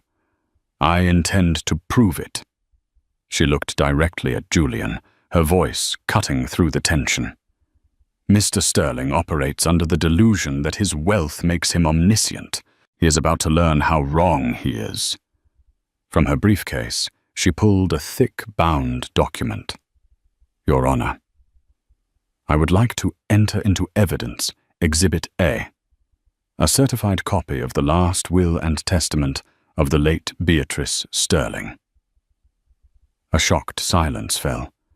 Julian shot Thorne a bewildered look. What could his grandmother's will possibly have to do with this? Thorne, flustered, jumped to his feet. "Objection. This is irrelevant to the divorce proceedings." "On the contrary," Ms. Davies countered calmly. "It is the single most relevant fact in this entire case. Beatrice Sterling was a wise woman. She understood the character of her grandson, and she took steps to protect her legacy from him. She let her words hang in the air before delivering the first blow. In a codicil signed 8 weeks before her death, Beatrice Sterling amended the terms of the Sterling Family Heritage Trust. She has in fact disinherited her grandson Julian Sterling from his controlling interest." The room erupted in gasps. The blood drained from Julian's face. "That's a lie!" he shouted, leaping from his chair. "Mr. Sterling, control yourself!" the judge snapped. Thorne was frantically reading his copy, his face pale with disbelief. But Ms. Davies wasn't finished. "Beatrice didn't just disinherit Julian," she announced, her voice ringing with authority. "She reassigned the primary beneficiary. The controlling shares of Sterling Enterprises, the chairmanship of the board, the entire Sterling fortune. She left it all to one person." She paused, her gaze sweeping over Julian's horrified face before landing on Amelia. "She left it all," Miss Davies declared, "to Amelia Davies and to her now unborn child." The courtroom exploded. Julian stared, his mouth agape, his world completely shattered. He looked at the quiet, timid woman he had discarded and saw for the first time a queen on her throne. "Impossible," Thorne stammered. "It's a forgery. She manipulated a senile old woman. Beatrice Sterling was as sharp as a tack until the day she died," Ms. Davies retorted, producing another document. "And she anticipated this accusation. Your Honor, I present Exhibit B, a personal letter from Beatrice to be read in open court should her will be challenged." Given permission by the judge, Ms. Davies began to read Beatrice's fierce, elegant words aloud. "If this letter is being read, It means my grandson Julian is behaving precisely as I predicted, like a spoiled child. Let me be clear. My mind is sound. My decision is final. I have watched Julian place ego before honor and profit before integrity. He is a poor steward of the sterling name. The letter continued, each word a hammer blow to Julian's character. Miss Davies's voice was steady as she read the final devastating lines. The final proof of his defective character was his treatment of his wife Amelia, a woman of more substance and fortitude than he possesses in his entire body. I am entrusting my fortune to her, and to my great-grandchild. I am ensuring my company is led by someone with integrity, not by a philandering bully who would strike his own pregnant wife to protect his mistress. The final line landed in a dead, horrified silence. The judge stared at Julian with utter contempt. His entire case, his reputation, and his identity had been obliterated by the truth. The court had gasped, the trap had been sprung, and the unveiling was complete. Julian Sterling was a king no more. The fallout from the courtroom unveiling was immediate and catastrophic for Julian. The judge, disgusted by Beatrice's letter and Julian's clear dishonesty, granted the divorce on Amelia's terms, making the restraining order permanent. The story became a media sensation, painting Julian as a violent, disgraced fool. Acting on the will's undeniable authority, the board of Sterling Enterprises convened an emergency meeting and stripped him of his CEO title and board seat within 24 hours. Isabella Vance, seeing her powerful lover reduced to a penniless pariah, vanished from his life without a backward glance. Julian was left a ghost, haunting the ruins of a life he had destroyed. Amelia, in stark contrast, handled her new reality with quiet grace and steel. She formally accepted her position as chairwoman of the board, but eschewed the lavish lifestyle it afforded. Instead of moving into a grand estate, she remained in her modest townhouse, a place of genuine warmth and safety. Her first act was not a corporate purge, but the establishment of a multi-million-dollar foundation, funded by company profits, dedicated to supporting shelters for women and children fleeing domestic violence. It was a clear, powerful statement of her new purpose. 2 months after the court case concluded, Amelia gave birth to a healthy, beautiful baby girl. She named her Beatrice. Holding her daughter in the quiet hospital room, Amelia felt a sense of peace that washed away the last vestiges of her pain. All the betrayal and fear had led to this perfect tiny person, who was her future. Her first board meeting as chairwoman was 3 weeks later. She walked into the intimidating wood-paneled boardroom, not in a power suit, but in a simple dress, with her daughter sleeping peacefully in a carrier against her chest.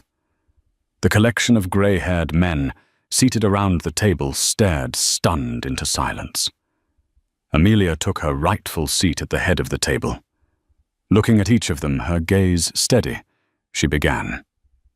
"Good morning, gentlemen," she said, her voice calm and clear. "Beatrice Sterling entrusted me with the future of this company, and I will not let her down. Our focus from this day forward will be on integrity and responsibility. We will be a company that builds not one, that bullies." In that moment, she had completed her transformation. She was not Julian Sterling's ex-wife or a surprise heiress. She was Amelia Davies, a mother, a survivor, and the new matriarch of Sterling Enterprises, ready to build a better world for her daughter, a future that was truly Sterling. Amelia's journey is a powerful testament to the incredible strength that can be found in the darkest of times.